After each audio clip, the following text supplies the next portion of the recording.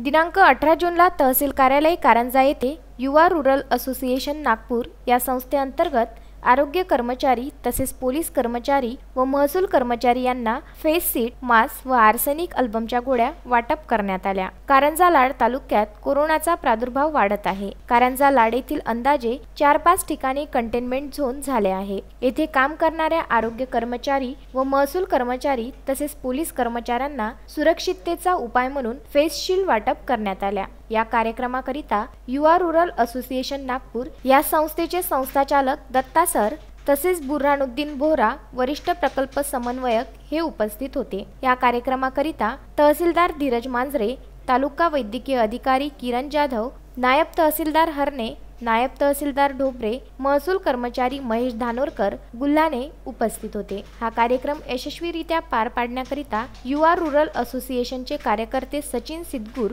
राहुल लवाळे व सीमा उईके उपस्थित होते।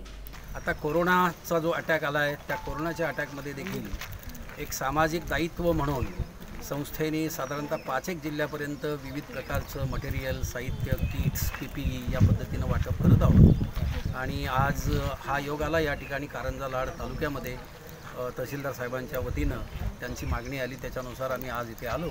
आणि आज आम्ही आरोग्य विभागामध्ये फ्रंटलाईनला काम करणारे कार्यकर्ते, स्टाफ, त्याचप्रमाणे तहसील विभागामध्ये काम करणारे स्टाफ आणि पोलीस डिपार्टमेंटमध्ये काम करणारे स्टाफ यांना आज आम्ही याचं वाटप करत आहोत। अक्षय लोटे, विदर्भ न्यूज, कारंजा लाड।